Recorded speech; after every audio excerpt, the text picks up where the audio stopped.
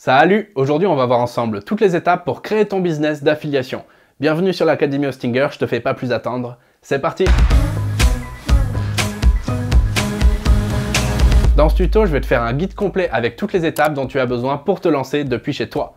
On verra par exemple comment tu peux trouver une niche, créer un site, t'inscrire à des programmes d'affiliation, créer des contenus et enfin faire la promo et le suivi de tes campagnes. Si tu veux aller direct à une partie, utilise les chapitres YouTube sur la barre du bas. L'affiliation, c'est quand tu fais la promo de produits ou de services vendus par d'autres avec des liens de parrainage. C'est super pour les vendeurs parce qu'ils touchent plus de clients sans trop dépenser d'argent. Imagine, c'est comme si un de tes amis vendait quelque chose et que toi, tu faisais aussi des ventes pour lui en échange d'une commission. En fonction du deal, tu peux être payé à chaque vente, à chaque clic, à chaque action sur tes liens d'affiliation.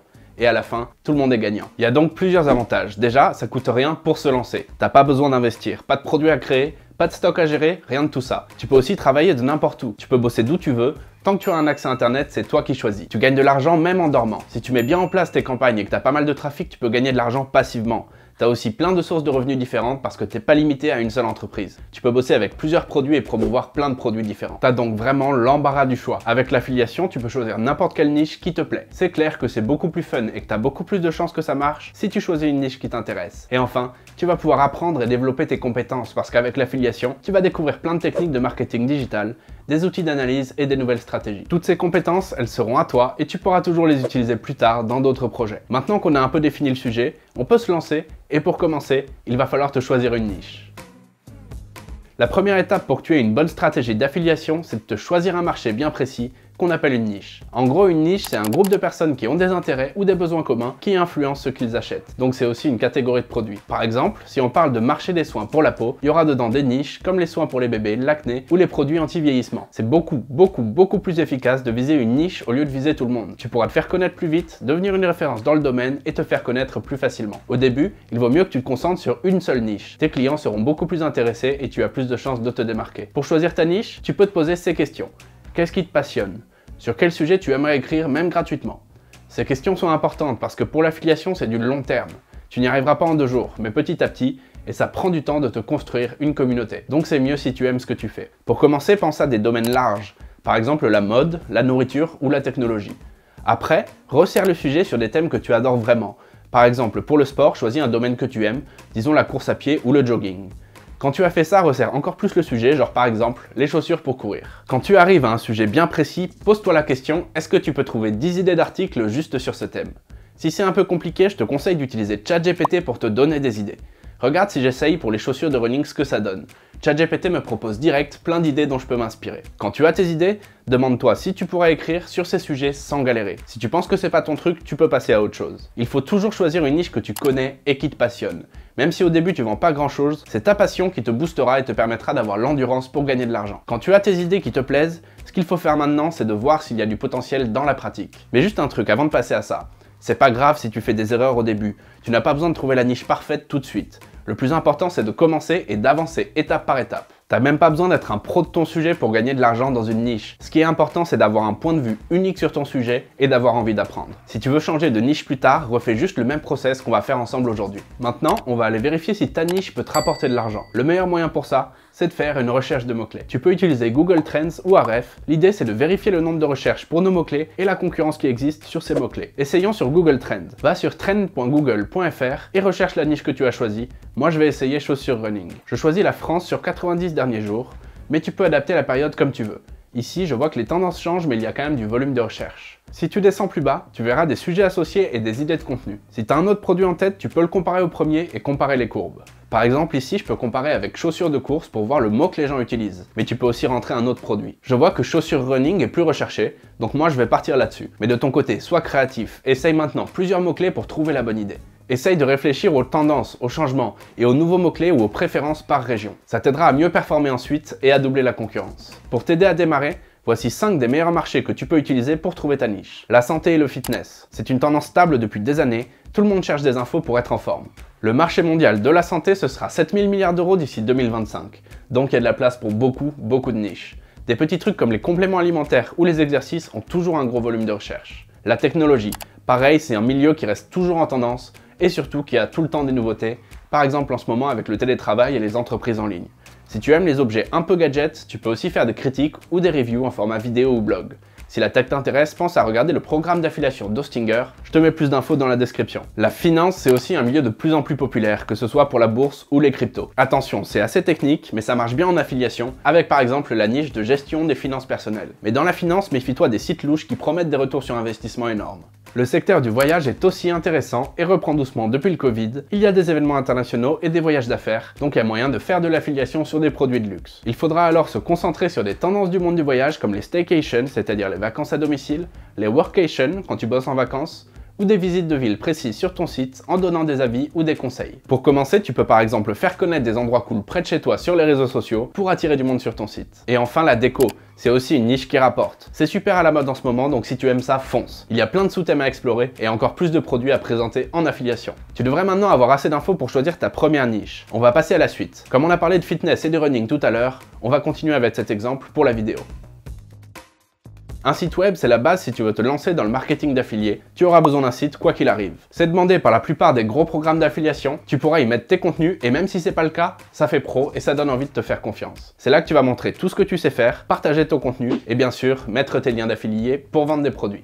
Avec un site, tu pourras aussi créer ta propre image de marque, choisir ton design, tes couleurs, ton logo, tout pour avoir une image bien à toi. Tu pourras aussi créer facilement une liste d'emails pour parler directement à tes abonnés. Pense à ton site comme un projet de long terme, ça va grandir petit à petit. Avec le temps, tout le monde viendra sur ton site et tu pourras gagner plus d'argent, peut-être même de quoi vivre tranquille sans trop bosser. Même si ça peut faire peur, créer un site aujourd'hui c'est hyper simple. Donc t'inquiète vraiment pas, surtout maintenant avec l'intelligence artificielle. Pour commencer, tu auras besoin d'un hébergement pour ton site, d'une plateforme pour le créer, et d'un nom de domaine pour que les gens le trouvent. Dans cette vidéo, on va utiliser WordPress pour créer notre site. Avec tous les plugins, WordPress c'est le mieux pour créer ton site d'affiliation très rapidement.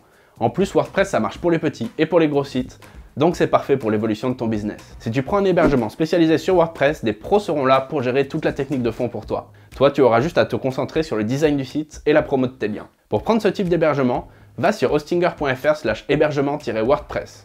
Descends un peu et tu verras les offres qu'on propose. L'offre business, c'est celle que tout le monde prend. Elle est pas chère et elle a tout ce qu'il faut pour WordPress, comme l'outil de staging ou le cache d'objets. L'outil staging, c'est comme une copie de ton site pour pouvoir tester des trucs sans prendre de risques. Le cache d'objets, ça fait aller ton site 3 fois plus vite. Et surtout, avec l'offre business ou plus, tu as accès aux outils d'intelligence artificielle de Hostinger qui seront super pratiques pour gagner du temps. Tu cliques sur commander et tu auras juste à choisir pour combien de temps tu veux héberger ton site. Moi, je te conseille de prendre 48 mois. C'est l'option la moins chère par mois. Ensuite, tu rentres ton email ou tu te connectes avec Facebook ou Google. Choisis ton moyen de paiement et pense surtout bien à rentrer le code promo que je te file, c'est FR10, pour gagner 10% sur le prix. Quand c'est bon, tu te retrouves sur le H-Panel, c'est la plateforme où tu peux gérer ton hébergement. Clique ici et on va pouvoir créer ton site. Choisis de créer un nouveau site, puis on choisit WordPress comme plateforme de création du site. Choisis tes identifiants de compte WordPress et retiens-les. Ensuite, on te propose quelques plugins recommandés, mais tu peux sauter cette étape pour l'instant, on en parlera plus tard. Après, on doit choisir un thème. Ici, je te conseille vraiment de prendre Hostinger Blog. C'est notre thème WordPress préparé exprès qui a plein de fonctions en plus pour te simplifier la vie. Derrière, tu choisis juste ta mise en page, une combinaison de couleurs et le style du texte. À ce moment, tu te retrouves sur l'assistant par intelligence artificielle qui est super pratique. Avec ça, tu as juste à décrire rapidement de quoi parle ton site. Sois le plus précis possible et essaie de passer l'indicateur du bas en vert avant de valider. Plus tu donnes d'infos, plus l'IA sera performante derrière. L'intelligence artificielle va alors générer automatiquement pour toi les pages essentielles du site, comme la page accueil, la page blog, la page à propos et la page de contact. Et l'IA va aussi te rédiger 6 articles de blog optimisés pour le référencement avec des images précises. Donc pour rappel, les pages ça va être les parties statiques de ton site qui seront toujours là, et les articles c'est ce que tu vas publier sur ton site au fil du temps, sur des sujets précis. Ensuite, tu peux réclamer ton nom de domaine gratuit juste ici. Si tu en as déjà un, tu peux aussi le connecter. Le nom de domaine, c'est la première impression de ton site, donc choisis quelque chose de court et facile à retenir. Utilise des jeux de mots ou des éléments de ta niche pour le rendre plus intéressant. Mais même si je t'ai dit de choisir une niche bien précise, évite d'être trop restrictif sur le nom de domaine pour ne pas avoir à le changer plus tard. Par exemple, au lieu de choisir chaussuresrunning.com, il vaudrait mieux prendre moncoachfitness.com. Si tu n'as pas trop d'idées pour le nom de domaine, tu peux utiliser notre outil de générateur de nom de domaine par IA. Retourne sur le H-Panel et va sur la partie nom de domaine. Clique sur Obtenir un nouveau nom de domaine et va sur l'onglet de droite qui s'appelle Générer un nom de domaine à l'aide de l'IA. Là, tu as juste à décrire ton site et l'intelligence artificielle va te proposer plusieurs options. Si un des domaines te plaît, tu n'as qu'à le copier sur la page où on était pour le prendre. Valide ensuite les dernières étapes en rentrant quelques infos et voilà, ton site d'affiliation est prêt. Maintenant, on va pouvoir s'amuser un peu et personnaliser ton site. Déjà, c'est super important que tu réfléchisses à une image de marque. Choisis des couleurs, une police et des images qui parleront à ton public. imagine aussi le portrait robot de ton acheteur ou de ton lecteur pour avoir une idée claire du type de personne que tu veux cibler. Pour notre exemple, j'ai imaginé rapidement un portrait robot de client pour notre site d'affiliation de running et de fitness. Tu peux utiliser ce modèle pour créer le tien et le modifier comme tu veux. C'est important de définir ces infos car elles te serviront à choisir comment parler à ton public et comment définir ton image de marque. Quand c'est fait, on va pouvoir personnaliser le site avec notre thème Hostinger Blog. On va commencer par ton logo. Si tu n'as pas encore de logo, comme c'est probablement le cas, la bonne nouvelle c'est que tu peux utiliser notre créateur de logo par intelligence artificielle pour t'en créer un en 1 ou 2 minutes et économiser le prix d'un graphiste. Pour ça, on va aller sur logo.hostinger.com et entrer les infos de notre projet. Donc tu dois rentrer le nom de la marque et le secteur d'activité, voire un slogan si tu en as un. L'IA va te proposer quelques logos que tu peux modifier comme tu veux derrière. Chaque création de logo coûte 1 crédit et tu as 3 crédits gratuits. Mais si tu en veux plus, il faudra que tu prennes un pack de 50 crédits. Tu peux télécharger directement le logo que tu préfères et tu peux aussi modifier certains éléments si tu veux. Quand c'est bon, retourne sur le H-Panel, va sur Site web et clique sur le bouton Panneau d'administration pour aller sur le tableau de bord WordPress. Une fois sur WordPress, dans le menu de gauche, va dans Apparence et Personnaliser. Clique après dans la barre de gauche sur Identité du site et là tu pourras ajouter ton logo. WordPress voudra peut-être recadrer ton logo, mais ne t'en occupe pas pour le moment. Dans ce menu, tu peux aussi changer le titre du site et le slogan. Tu peux aussi ajouter l'icône du site qui s'affichera à côté de l'onglet dans le navigateur. Pense à valider quand tu as fini. Comme la plupart des gens naviguent sur téléphone, il faut bien vérifier que ton site est responsive. Mais t'inquiète pas, le thème Hostinger Blog qu'on a choisi l'est déjà. Maintenant, on va passer à un élément super important, les pages. Déjà, il faut que tu crées une page d'accueil claire et efficace avec des images et des titres qui vont parler à ton public. L'intelligence artificielle a déjà créé des pages sur ton site. Il suffit que tu ailles sur ton tableau de bord WordPress dans le menu page sur la gauche pour les modifier. On va d'abord modifier la page d'accueil. Quand tu cliques dessus, tu te retrouves sur ce qu'on appelle l'éditeur de blog de WordPress. Modifie la page d'accueil comme tu veux. Pour créer une section comme celle-là, normalement, tu aurais dû assembler plusieurs blocs, mais tout a déjà été préparé pour toi grâce à l'outil de Hostinger. Tu as juste à changer le contenu. Donc change le titre pour accueillir tes visiteurs et présente-toi ou présente ton site. Ce bouton ici, pour en savoir plus, emmène les gens sur ta page à propos. Tu peux aussi le changer si tu veux. Si tu veux rediriger vers une autre page, tu as juste à cliquer sur le crayon. Change aussi le sous-titre, tu peux par exemple mettre ton slogan ou autre chose. En fonction de comment tu as décrit ton site, le thème Hostinger a choisi une image de fond pour toi, mais tu peux aussi la changer juste ici et ajouter une autre image. N'oublie pas à chaque fois d'ajouter un texte alternatif juste ici sur ton image, car c'est bon pour ton référencement. Tu as juste à décrire l'image, si possible avec un de tes mots-clés, et à valider. Ensuite, il y a cette section pour mettre en avant un article important, et la section derniers articles pour voir tes articles les plus récents. La section Newsletter te permettra de collecter des adresses mail. Le texte de cette section renvoie à la page de politique de confidentialité. On verra tout ça plus tard. Pour ajouter d'autres sections, tu as juste à utiliser le bouton plus en haut ou dans la page. Ensuite, c'est hyper simple d'ajouter ce que tu veux sur la page d'accueil. Si au contraire tu veux supprimer une section, tu as juste à cliquer sur un bloc et sur le bouton avec les 3 points. Avant de publier ta page d'accueil, clique sur le bouton d'aperçu juste ici pour voir comment la page rend. Super, la page d'accueil est très propre. Tu peux publier ta page en cliquant sur Mettre à jour pour appliquer les changements. Ensuite, on va retourner sur WordPress pour modifier la page à propos. Tu peux être créatif sur cette page. Ici, je vais suivre le modèle qu'on t'a préparé et ajouter des images et du contenu texte. Si j'étais le propriétaire du site, je personnaliserais vraiment cette page. Ça va rendre le contenu plus humain, plus personnel pour créer un lien plus fort avec le visiteur. Tu peux par exemple ajouter une image de portrait, sans oublier encore une fois le texte alternatif. Dans la description, tu peux mettre un avertissement d'affiliation pour être transparent et éviter les problèmes légaux, car certaines régions comme les États-Unis ou l'Union européenne ont des règles strictes sur la collecte des données des consommateurs. Donc c'est bien d'informer tes visiteurs que tu toucheras une commission sur certains de tes liens. Tu peux aussi juste rajouter ton histoire ou l'histoire de ton entreprise pour la raconter aux visiteurs. À la fin de la page, il y a toujours la section Newsletter pour recueillir les adresses mail. Si tu ne comptes pas l'utiliser, tu peux la supprimer, comme c'est pas forcément la plus belle partie de la page. À la fin, pense bien à publier tes modifications. Maintenant, on va aller voir la page de contact. Tu peux modifier le texte et cliquer sur ce lien pour aller dans les paramètres du thème.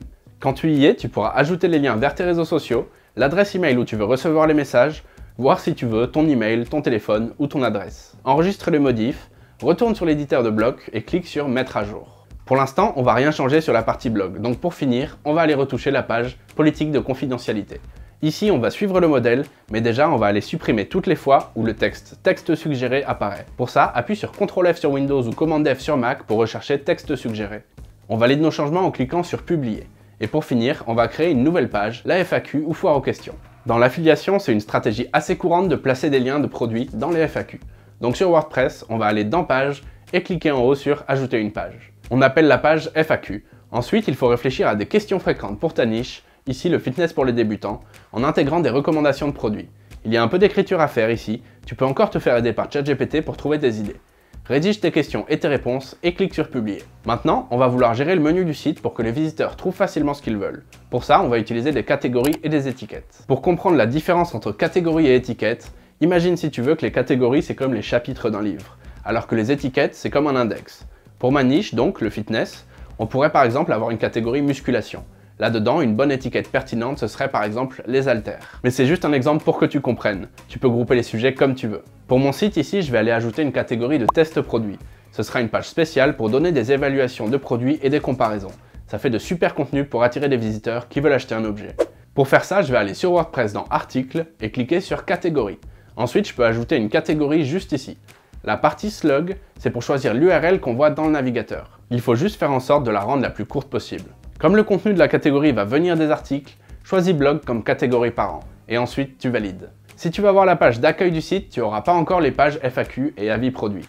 Pour les montrer, il va falloir les intégrer au menu, donc sur WordPress, on va aller sur Menu. Coche la page FAQ et on va l'ajouter ici. Ensuite, dans la section catégorie, on ouvre l'onglet pour toutes les voir, et on ajoute ça aussi dans le menu. Pense bien à sauvegarder à la fin. Ok, tout est bon, on va pouvoir passer aux extensions ou aux plugins. Un des trucs les plus cool avec WordPress, c'est tous les plugins que tu peux ajouter. Ça va se passer dans le menu extension juste ici. On a déjà pas mal d'extensions installées comme l'extension WordPress Hostinger, l'assistant IA Hostinger et le Lightspeed Cache.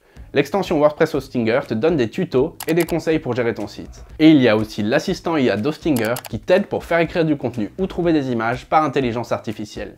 Garde ces deux-là, ils sont vraiment trop bien, on en parlera un peu plus tard. L'extension Lightspeed Cache, elle sert à rendre ton site plus rapide.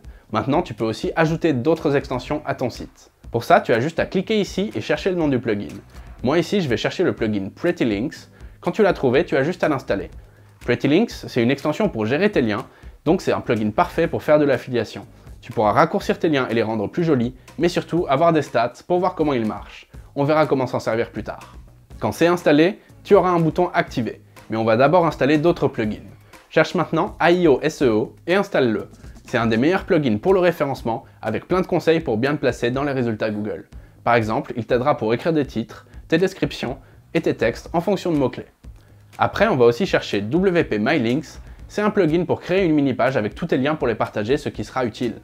Ensuite, il te faut une extension pour les cookies, pour prévenir les visiteurs que tu prends leurs données. Par exemple, il y a Cookie Yes. C'est pas obligé, mais c'est bien pour être en règle et donner confiance. Tu peux aussi installer Google Sitekit pour voir tes stats et gérer les outils Google comme Analytics, AdSense et Search Console. Je te mets une vidéo complète sur ce plugin juste ici. Et voilà encore d'autres plugins que tu peux essayer si tu as besoin. Il y a le plugin Ivory Search qui sert à ajouter une barre de recherche pour que les visiteurs trouvent vite ce qu'ils veulent. Il y a WP Product Review pour créer des évaluations de produits facilement avec leurs avantages, leurs inconvénients, des notes et des liens d'affiliation. Ça, tu imagines bien que ça sera super utile si tu fais ce type de contenu. Akismet Anti-Spam, c'est le plugin de référence pour éviter les spams qui sont très fréquents dans les commentaires. Et il y a aussi WordFence qui servira pour protéger ton site. Même si Hostinger est déjà bien sécurisé, c'est une sécurité en plus qui est toujours bonne à prendre. Voilà ce que je peux te conseiller comme extension. Maintenant, va voir dans tes extensions installées pour toutes les activer et pour les rendre toutes fonctionnelles. Pour certaines, comme par exemple AIO SEO et Google Sitekit, il faudra les configurer. Si tu les as, fais-le maintenant et suis les étapes. Un petit conseil au passage, même si les plugins c'est trop bien, n'en mets pas trop car tu risques de ralentir ton site. Donc il faut faire le tri et supprimer ceux que tu n'utilises pas. Et oublie pas non plus de les mettre à jour au fil du temps. WordPress te préviendra quand il y aura des mises à jour à faire. Tu peux aussi activer les mises à jour auto pour toutes les extensions en cochant cette colonne et en choisissant d'activer les mises à jour auto. Maintenant que le site est prêt, on peut chercher nos programmes d'affiliation. Il y a vraiment plein d'options, donc fais ton choix en fonction de ces critères qu'il faut que tu retiennes. La pertinence pour ta niche. Choisis des programmes d'affiliation qui ont un rapport avec ton sujet. C'est évident, mais il faut que tu présentes des produits ou des services qui intéressent tes visiteurs pour faire le plus de ventes possible. La qualité du produit et la réputation. Assure-toi que les produits que tu diffuses soient de haute qualité et aient une excellente réputation. Essaye-les toi-même avant d'en parler. Comme ça, tu gardes ta crédibilité et tes visiteurs avec une relation de confiance. Renseigne-toi sur l'entreprise. Si elle est bien établie et réputée, son programme d'affiliation est sûrement fiable. Fais toujours de vraies vérifications et cherche des avis d'autres affiliés qui ont rejoint le programme de l'entreprise. La politique du programme et la structure de la commission. Lis bien en profondeur l'accord d'affiliation du programme.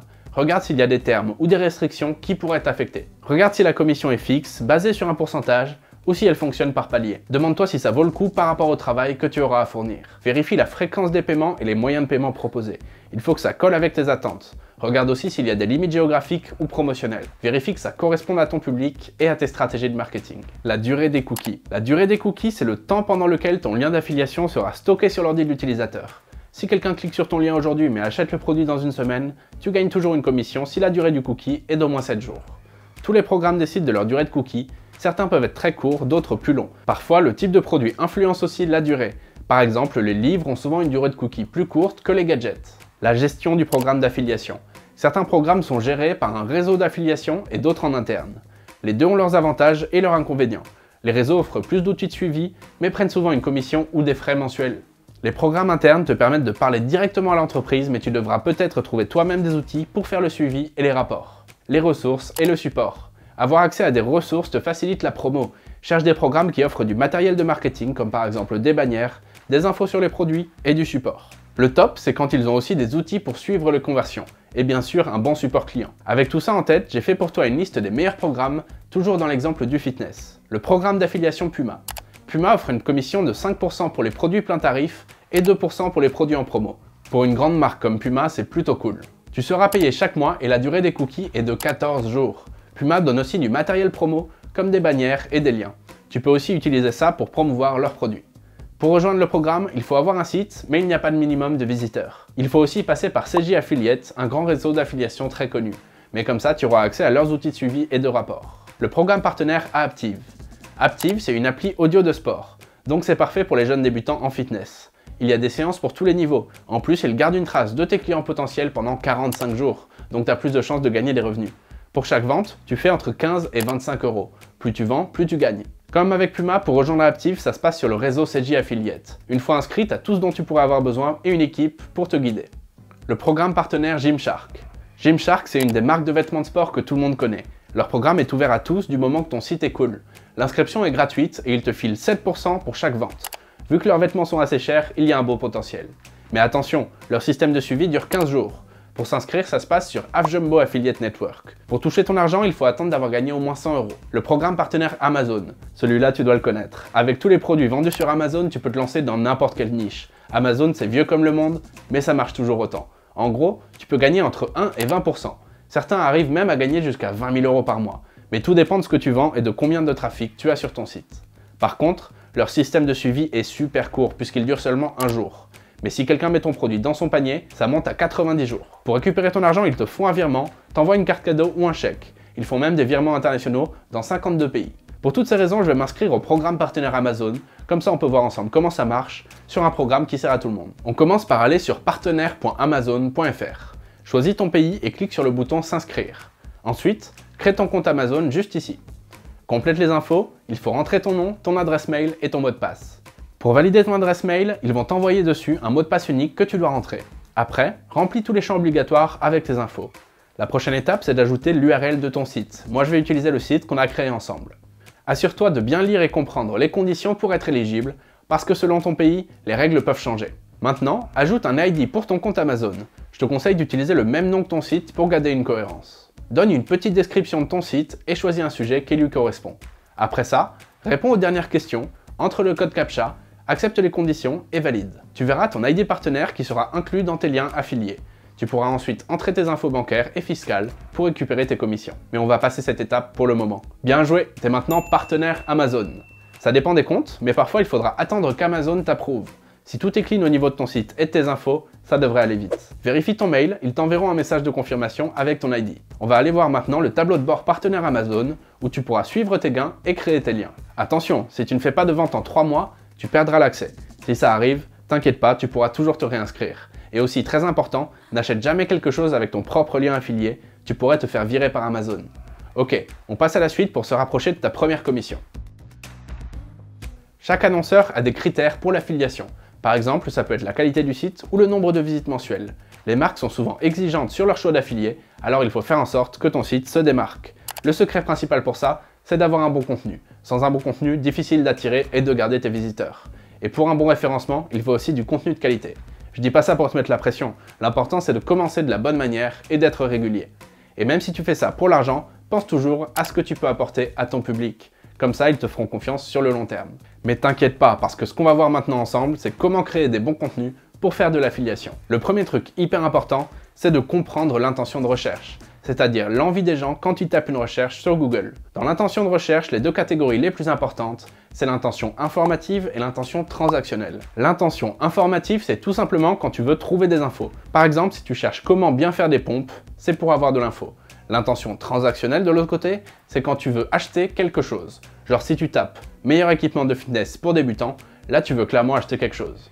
Pour ton site à toi, c'est important d'avoir les deux types de contenu.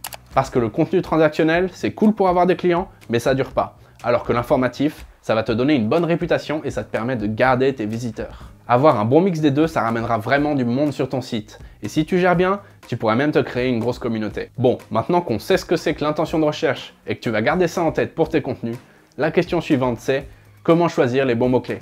La réponse elle est simple, il faut faire un peu de recherche. Ensuite, tu fais un planning avec les mots-clés que tu as trouvés. L'objectif de la recherche, ça va être de trouver les bons mots-clés et de les trier.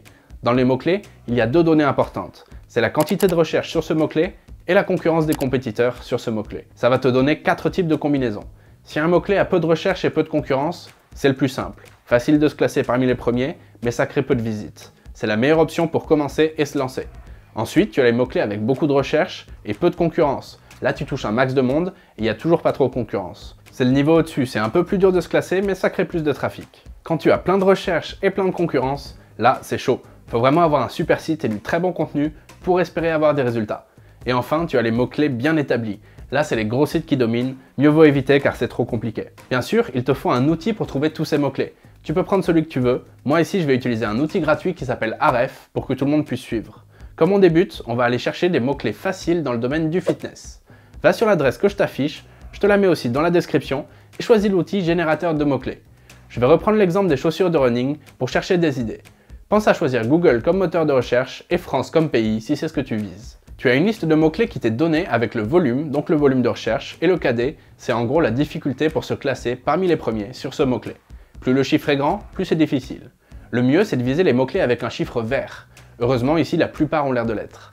Si tu vas dans l'onglet Questions, tu verras le plus souvent des mots-clés avec une intention d'information, comme ce sont des questions. Tu peux noter tout ça dans ton plan de contenu. J'ai fait un modèle pour regrouper les mots-clés selon leur intention. J'y ai ajouté le titre de sujet, la difficulté du mot-clé et le volume de recherche. Ce type de document, c'est super pratique pour s'organiser et voir les résultats après. Par exemple, je note ces mots-clés pour une semaine en me disant que dans l'idée, je poste 2 articles par jour. Mais tu peux adapter ton planning à ton objectif et à tes dispos. Le truc le plus important, c'est de rester régulier. Selon les résultats de tes articles derrière, tu pourras adapter ton plan avec les infos que tu récupères sur ton site. Cette méthode, c'est parfait pour ceux qui commencent avec le marketing d'affiliés. Mais toi, il faut toujours que tu restes aux aguets pour voir les nouveaux outils qui sortent au fur et à mesure et pour améliorer ton process et ta stratégie de contenu au fil du temps. Maintenant, avec ces mots-clés, on va apprendre à créer de bons contenus facilement et rapidement. Et pour ça, on va utiliser le plugin WordPress qui s'appelle l'assistant IA d'Hostinger, qui vient avec les hébergements Hostinger pour créer un premier brouillon. Va dans le menu Hostinger de ton WordPress et clique sur le bouton Assistant IA. En gros, pour t'expliquer, c'est un outil d'intelligence artificielle directement dans ton WordPress qui va écrire pour toi des articles et des pages déjà optimisés pour le référencement avec des descriptions et des images précises. Ce qu'il fait tourner, c'est l'API de ChatGPT. Du coup, pas besoin de changer de page pour faire ton contenu. Et tu peux même choisir le style et la taille de l'écriture. Décris bien le contenu que tu veux, l'intelligence artificielle va s'occuper du reste. L'outil marche super bien en français, mais il y a aussi plus de 50 autres langues. On va le tester ensemble pour que tu vois. Disons que je veux un article de 500 mots avec un mot-clé précis et des produits Amazon pour mettre un lien d'affilié. Clique sur générer du contenu et attends un peu. Et voilà, tu as un article tout prêt. Derrière, tu as juste à modifier le brouillon et ça te crée l'article sur l'éditeur WordPress. Peut-être que tu verras l'éditeur classique, c'est-à-dire l'ancien éditeur WordPress. Si c'est le cas, change pour l'éditeur par bloc, c'est beaucoup plus simple. Derrière, tu modifies l'article comme tu veux et tu sauvegardes le brouillon. C'est une bonne pratique de faire plusieurs brouillons d'un coup, donc sauvegarde puis copie l'URL dans ton planning pour y retourner facilement. Ensuite, on refait le même process avec un nouveau mot-clé pour faire l'article suivant. Tu peux essayer différentes demandes pour voir les meilleurs résultats et avoir l'article parfait. Quand tu es content du résultat, tu copies encore l'URL dans ton planning. Répète cette étape jusqu'à avoir un bon stock d'articles prêts à être publiés. Quand tout est préparé et que tu as retouché tes articles comme tu veux, ajoute tes liens d'affiliation et tu peux publier. Mais avant, je vais te montrer comment créer un lien de partenaire Amazon. Donc on retourne sur le tableau de bord partenaire Amazon. La première méthode, c'est avec le menu lien produit. Choisis lien article dans la liste. Tu verras 3 onglets. Chacun te permet de créer un lien vers une destination, une page de recherche ou une page précise. Pour créer un lien vers une bonne destination dans le premier onglet, choisis ta gamme de produits et ta sous-catégorie. Choisis un texte pour cette destination et clique pour obtenir ton code HTML. Tu verras un aperçu de lien. Dans l'onglet qui s'appelle Lien vers les résultats d'une recherche, tu peux avoir des liens qui renvoient vers une recherche précise. Par exemple ici, si tu mets nos indispensables en texte d'ancrage, ça enverra tes visiteurs vers les résultats de recherche pour le mot-clé que tu as entré juste au-dessus. Ici, disons chaussures running. Mais tu dois te demander comment ça va marcher si ton lien renvoie vers plein de produits. En fait, tu auras une commission pour chaque produit acheté sur cette page. Mais le taux varie selon le produit et encore une fois, le cookie ne dure que 24 heures. Et enfin, si tu veux parler d'un produit en particulier, l'exemple le plus normal, il faut que tu ailles directement sur l'onglet créateur de lien.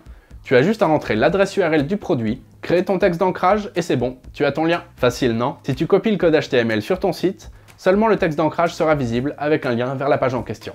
Une autre option encore plus simple, c'est d'utiliser la barre d'outils partenaire Amazon. Pour ça, va dans Outils puis choisis Barre d'outils partenaire. Clique sur Plus d'informations et choisis Option de la barre d'outils partenaire. Vérifie qu'elle est activée et la barre d'outils partenaire sera affichée en haut quand tu vas sur Amazon. Là encore, tu pourras créer des liens pour des destinations, des résultats de recherche ou des produits précis. Quand tu es sur la bonne page, dans la barre partenaire, va sur Obtenir un lien texte et choisis Lien complet. Voilà comment très simplement tu peux créer tes liens de partenaires Amazon. Maintenant, on va les ajouter au contenu qu'on a préparé. Il y a plusieurs techniques pour placer tes liens de la manière la plus naturelle possible. La description de produit. Quand tu parles d'un produit, mets ton lien affilié dans une description bien détaillée qui met en avant les qualités du produit et pourquoi c'est un bon achat. Le call to action. C'est comme inviter le lecteur à consulter ou à acheter le produit. C'est une manière assez évidente de mettre des liens d'affiliés. Comparaison ou liste. Si tu fais une liste de produits conseillés ou une comparaison, mets ton lien à côté de chaque description de produit. Mais attention, tu n'as pas le droit d'utiliser les photos d'Amazon. Il faut soit utiliser tes propres photos, soit ne rien mettre. Et Amazon ne veut pas que tu montres les prix. Si tu veux vraiment le faire, il faut se connecter avec l'API d'Amazon. Le plus simple, c'est d'utiliser une extension comme AAWP. Chaque programme affilié a ses propres règles. Lis-les bien et respecte-les. Sinon, il pourrait fermer ton compte. Maintenant, on va aller checker le brouillon qu'on a créé tout à l'heure. Je vais modifier le premier. Comme tu sais, des fois, l'IA peut faire des erreurs. Donc c'est important de bien relire tes brouillons et de modifier ce qui ne va pas. Il y aura peut-être des soucis de mise en forme. Rien de bien méchant. Par exemple, un titre à enlever ou un marqueur de section. Quand tu lis un article, cherche les moments où tu peux mettre ton lien d'affilié ou mettre un lien vers un autre article de ton site. Lier tes articles les uns avec les autres, c'est une super pratique pour ton référencement. Si tu peux ajouter des liens pour appuyer ce que tu dis dans l'article, fais-le. Mais fais gaffe à ne pas trop en mettre, seulement quand c'est nécessaire. Par exemple, pour montrer des données ou expliquer des trucs précis. Si tu trouves le bon moment pour ajouter un lien, surligne le texte et clique sur l'icône de lien. Après, tu vas sur Amazon.fr, tu cherches le meilleur produit et tu crées un lien d'affilié avec la barre d'outils partenaire. Ensuite, tu colles le lien sur le texte. Pense bien à activer l'option pour ouvrir le lien dans un nouvel onglet, juste ici. Ensuite, relis l'article jusqu'à ce que tu le trouves bien. Derrière, remplis les champs dans les paramètres du plugin iOS SEO pour optimiser ton référencement. Rentre le titre de ton article et supprime tous les tags qui sont ajoutés par défaut. Modifie le titre pour qu'il soit optimisé pour le SEO. Après, dans la case description, mets un petit résumé de ton article en enlevant aussi les tags. Quand c'est fait, tu verras un aperçu de comment tout ça apparaîtra dans les résultats de recherche. Après, tape le mot-clé que tu veux cibler dans la case mot-clé principal. Essaye de passer tous les indicateurs en vert, mais si c'est pas le cas, t'inquiète pas, c'est pas grave. Vérifie juste que tout est rempli. Quand tout est prêt, tu peux cliquer sur Publier. Bravo, t'as réussi à créer un premier article. On va pouvoir aller mettre à jour notre plan de contenu, ajouter le lien de l'article, la date et le statut. Ça t'aidera vraiment sur le long terme pour suivre tes contenus. On va publier un autre article dans la catégorie des tests de produits pour avoir quelque chose sur la page. Un bon conseil que je peux te donner, c'est de toujours essayer d'équilibrer la quantité entre les articles d'info et les articles de vente. Quand l'article est prêt, on va pouvoir chercher à ajouter un lien vers un autre article de notre site. Si tu ne trouves pas, n'hésite pas à rajouter une phrase ou un paragraphe exprès. Ensuite, comme d'habitude, on relie, on ajoute les liens d'affiliés. Pour changer, je vais mettre un lien vers une page de résultats de recherche Amazon. Après, on complète les infos de référencement en dessous une fois de plus. Comme cette fois c'est un test de produit, oublie pas de changer la catégorie de l'article. Tu vas dans le menu à droite, tu défiles jusqu'aux catégories et tu coches les avis produits. Et encore une fois, on peut publier et mettre à jour le planning de notre contenu. C'est plutôt facile, non? Maintenant, on va aller s'occuper de la page FAQ dont on a parlé tout à l'heure pour y ajouter des liens d'affiliés. Ensuite, on valide pour mettre à jour la page et c'est tout bon. Maintenant, on va parler de moyens pour diffuser encore plus tes liens d'affiliés et maximiser tes revenus. Les articles que tu publies peuvent être vus comme une stratégie de contenu, ça booste le trafic sur ton site. Si tu suis bien nos conseils de référencement, que tu postes régulièrement et que tu offres du bon contenu à tes lecteurs, tu peux attirer du monde naturellement. Mais le site tout seul, c'est pas assez, et le référencement ça marche aussi en dehors du site. Pour avoir plus de clics sur tes liens, une piste évidente, c'est de réutiliser ton contenu sur les réseaux sociaux. Le mieux, ça reste YouTube. Transformer tes articles en vidéo, c'est vraiment une des meilleures pistes pour ramener du monde sur tes liens et sur ton site. Tu peux faire des vidéos sur les produits que tu utilises tous les jours ou transformer tes articles en vidéo. Et après, tu pourras mettre tes liens d'affiliés dans la description de la vidéo ou directement dans la vidéo. À part YouTube, il y a plein d'endroits où tu peux mettre tes liens naturellement, par exemple dans tes stories Instagram, sur des forums ou dans des réponses Twitter. Mais pour que tes liens aient l'air plus pro, tu peux utiliser l'extension Pretty Links dont on a parlé tout à l'heure. Les liens d'affiliés sont souvent super longs, donc pas très beaux et compliqués à partager, donc il faut les réduire. Mais attention, certains programmes d'affiliation comme celui d'Amazon n'aiment pas trop ça.